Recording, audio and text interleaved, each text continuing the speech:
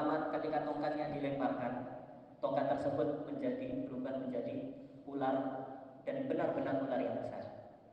Begitu pula tatkala tangannya diletakkan di ketiaknya. Ketika dicopot, ketika dilepas, maka keluar cahaya putih bersih dan bersinar.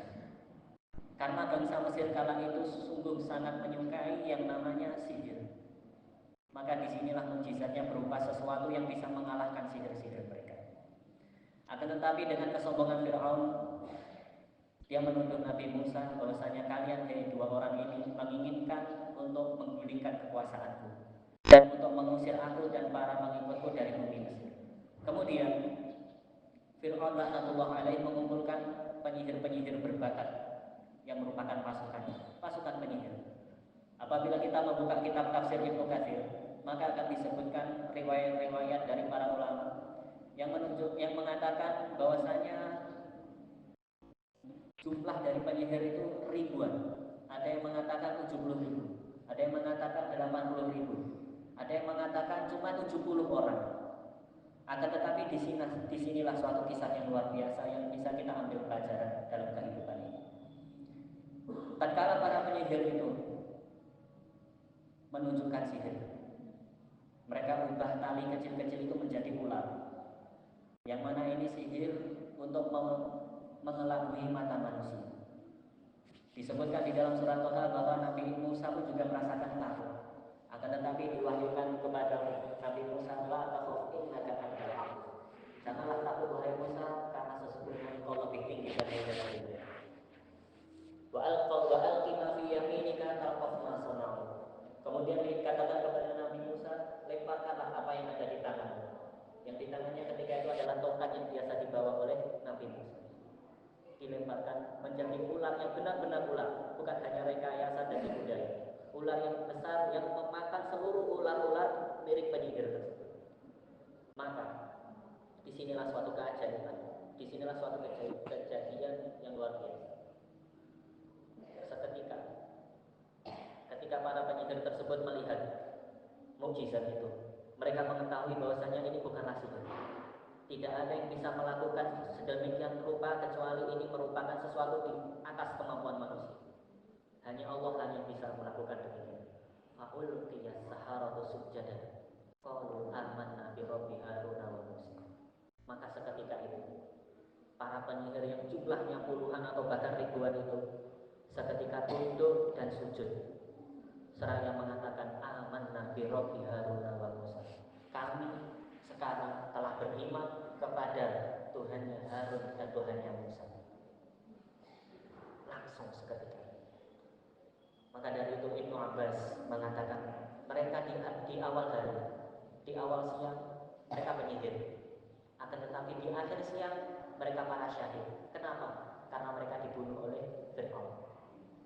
Melihat para penyihirnya langsung berubah, Fir'aun pun mengatakan, qala amantum lahu qabla an adzana lakum. Bagaimana bisa kalian beriman kepada Musa tanpa persetujuan dariku? La uqatti'anna aydiyakum wa arjulakum min khilafin wa la usallibannakum fi judhu'in nakhl wa la ta'lamunna ayyuna asyaddu 'adwa wa abqa. Kemudian setelah melihat demikian, Fir'aun mengancam mereka, niscaya aku akan memotong tangan kalian, begitu pula kaki kalian akan aku potong-potong. Wala usallibannakum fi judhu'in nakhl, dan aku akan mengikat kalian di atas pohon kurma sehingga seluruh orang dapat melihat.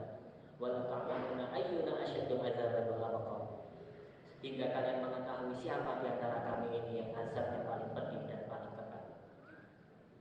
Apakah para penyihir mantan penyihir itu gentar? Tidak. Faqdi ma anta qadi innama taqdi hadhil hayatad dunya. Putuskanlah wahai Fir'aun apa yang ingin engkau putuskan. Innama taqdi hadhil hayatad dunya. Sesungguhnya keputusanmu itu hanyalah keputusan yang bersifat sementara di dunia ini. Kenapa? Karena mereka beriman bahwasanya meskipun dibunuh di dunia, maka mereka akan mendapatkan balasan yang lebih baik nanti di akhirat. Ibadallah jamaah rahimahullah. Di sini merupakan terdapat pelajaran yang sangat besar bagi kita, yaitu di mana seseorang, sekumpulan orang, bukan hanya satu dua, penyihir, kafir, menyembah setan, bahkan menjadi pengikut manusia tersombong yaitu Fir'aun yang mengatakan dirinya Tuhan. Akan tetapi dalam satu masa, dalam satu waktu, karena melihat kebenaran, melihat nasihat yang benar, seketika tunduk dan juga mengikuti kebenaran tersebut. Tanpa waktu lama langsung tobat. Maka di sini terdapat pelajaran. Ketika kita terjerumus pada suatu dosa, atau kita terus-menerus melakukan satu dosa yang sama, satu atau dua dosa yang sama, yang terus-menerus terulang. Sekarang melakukan, besok melakukan lagi, kemudian ingin berubah tapi melakukan lagi, bahkan terus-menerus. Maka kalau kita mau jujur terhadap diri kita sendiri, apabila kita tanyakan kepada diri kita sendiri, pasti insya Allah pasti akan kita mendengarkan nasihat yang itu sangat mengena terhadap hati kita. Misalkan kita masih menyukai judi atau menyukai khamr dan lain sebagainya, insya Allah pasti ada seseorang yang mungkin kita tidak sengaja lewat, atau kita melihat handphone kemudian muncul nasihat yang menasihati tentang perkara tersebut. Akan tetapi biasanya sebagaimana kita ketahui, manusia terbagi menjadi dua dalam hal ini. Ada yang jujur akan dirinya sendiri, kemudian langsung melemparkan dan meninggalkan keburukan tersebut. Akan tetapi ada yang nanti saja. Ada yang menolak hidayah tersebut. Lantas apa penyebab-penyebab kok bisa seseorang itu bisa menolak nasihat, bisa menolak kebenaran? Tentu sangat banyak sebab-sebabnya.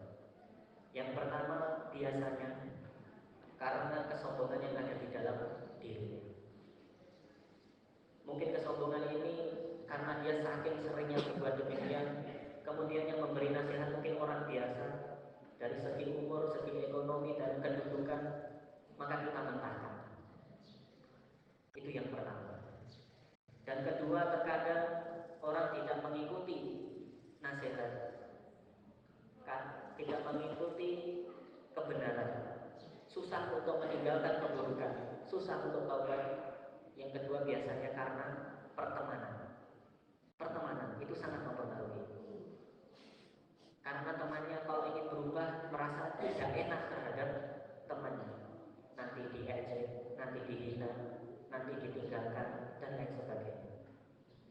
Yang ketiga biasanya berkaitan dengan materi atau keuangan, dan ini hal duniawi. Karena kalau misalkan dia sebagai bandar, misalnya bandar judi, atau dia pedagang khamr atau segala hal yang diharamkan, ketika dia menginginkan untuk berubah, untuk meninggalkan hal-hal tersebut, maka ada rasa takut. Kalau ini aku tinggalkan, nanti aku malah berubah menjadi miskin. Aku tidak memiliki kekayaan, tidak memiliki penghasilan. Itu yang ketiga biasanya karena seperti itu. Dan yang keempat, dan ini sangat sering kita temukan, mungkin kita sendiri atau orang lain, teman kita yang curhat, karena merasa dirinya sudah buruk, merasa dirinya mungkin aku telah hina, merasa dirinya kayaknya nggak bisa untuk berubah. Aku telah terlalu buruk, terlalu sering seperti ini, merasa dirinya mungkin menajis-najiskan dirinya. Bahkan sampai merasa kalaupun aku berubah nggak mungkin aku diampuni. Terkadang seperti itu. Akan tetapi ibadallah, Allah Subhanahu wa Ta'ala yang Maha Adil dan bijaksana mengatakan di dalam Al-Quran, wa huwal ghafurur al-wadud.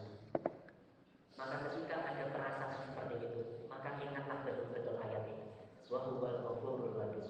Dan Allah itu Maha Pengampun dan juga Maha Menyayangi. Apa maksudnya? Ketika seseorang itu berubah, bertaubat, maka setelah taubatnya itu dia akan disayang oleh Allah Subhanahu wa Ta'ala. Tidak mungkin Allah meninggalkan hamba-hambanya yang bertaubat. Maka ketika ada was-was, ketika ada perasaan sepertinya aku tidak ditinggalkan oleh Allah, tidak mungkin bisa berubah, maka ini sejatinya adalah was-was dari setan. Begitu pula apabila ada perasaan, apabila apabila aku meninggalkan keburukan ini, maka teman-teman, kawan-kawanmu akan menghinaku, akan mengejek. Ah, kamu itu loh dulu seperti ini, mosok sekarang kok sok suci, sok alim dan lain sebagainya.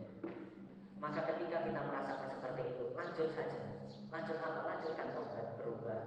Kalaupun nanti kawan-kawan lama kita, teman lama kita mengejek kita, maka anggaplah itu cobaan, ujian. Dulu kita bersabar di atas keburukan bersama teman-teman. Orang-orang yang baik mengejek kita di atas keburukan. Wah, ini orang yang buruk, tapi kita sabar di atas itu. Maka apa yang menjadikan kita terhalang ketika kita berubah, terus teman-teman lama kita mengejek, kita tidak sabar di atasnya.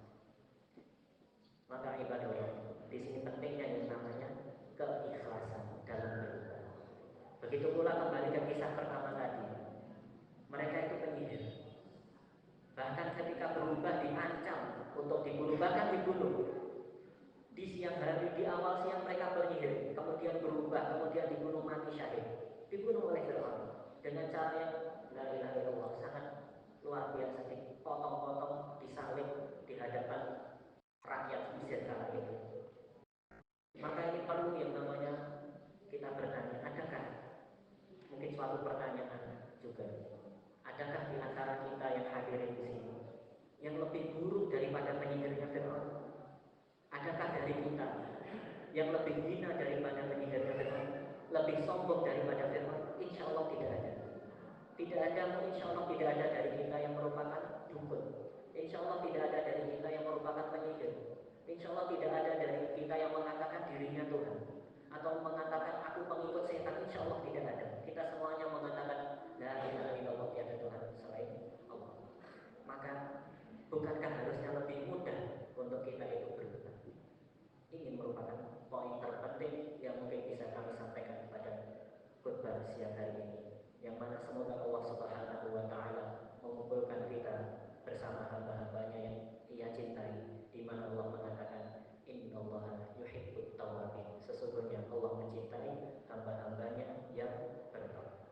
Aku qouli hadza wa astaghfirullah li wa lakum. Rasulullah sallallahu alaihi wasallam, di mana hadis ini berkenaan tentang nanti di hari akhir atau hari kiamat, yaitu tatkala seluruh manusia setelah melewati yang namanya sirat atau jembatan yang mana di atas jahanam. Orang-orang yang kufur, yang tidak beriman langsung jatuh. Adapun yang beriman bisa melewati. Ada yang lebih cepat, secepat kilat. Ada yang seperti kuda. Ada yang berjalan cepat. Ada yang berjalan tersiok-siok, terjatuh-jatuh, tapi pada akhirnya nyampe ke ujung. Akan tetapi Rasulullah mengatakan bahwasanya setelah itu orang-orang yang setelah selamat dari neraka itu ada yang namanya kontor, semacam jembatan yang menghubungkan ke pintu surga. Ngapain di atasnya? Maka di atasnya ini akan ada namanya pembersihan. Pembersihan, yaitu tiap orang yang menzolimi orang lain, maka di tempat itulah kezoliman ini akan dibalas. Karena ini berkaitan dengan hak-hak manusia.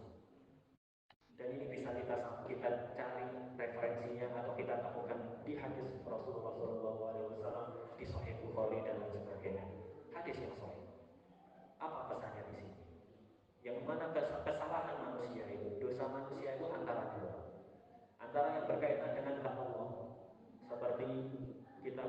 seperti kita meninggalkan sholat, seperti berzina, minum khamr, berjudi, itu semuanya berkaitan dengan hak-haknya Allah. Karena Allah melarang seperti itu. Kita langgar, maka kita melanggar perintahnya Allah. Akan tetapi yang kedua, ini berkaitan dengan hak-haknya manusia, berkaitan dengan hartanya manusia. Ini lebih utama. Ini lebih ada penekanannya. Apa? Karena tidak cukup hanya kita bertobat kepada Allah, kita sholat, tidak cukup demikian. Allah mengampuni iya, akan tetapi tetap ada yang namanya pertanggungjawaban nanti di akhirat. Kita mengambil hartanya orang lain sebelum kita kembalikan, maka di sini akan menggantung tanggung jawab itu. Bahkan hal yang remeh mungkin kita di masjid sholat Jumat, ketika pulang kita menemukan sandal atau sepatu yang bagus, kita pakai itu. kita merasa bangga, padahal setiap langkah kita berdosa setiap langkah itu. Selama belum kita kembalikan kepada orang yang selama itu pula lah dosa itu terus berjalan. Bahkan ketika kita bertobat mungkin menjadi ustadz atau kiai pun, kemudian kita menjadi ulama sekalipun, menjadi orang yang alim soleh, tetapi selama harta orang lain itu belum kita kembalikan, maka selama itu ulama ini belum gugur, tetap menggantung dan akan ada pertanggungjawabannya nanti di akhirat. Naudzubillah, naudzubillah. Itu hal yang kecil. Lantas bagaimana seperti berita yang kita mungkin ketahui semuanya, ada yang mengambil kotak amal masjid. Subhanallah, kotak amal masjid diambil. Begitu pula harta milik masyarakat diambil, bahkan ada yang sampai ratusan triliun. Maka ini tidak cukup hanya untuk bertobat astagfirullah, itu tidak cukup. Selain itu harus dikembalikan. Apabila kita tidak mengetahui ini milik siapa dahulu, maka kita mengeluarkan harta yang serupa, kita niatkan untuk orang tersebut,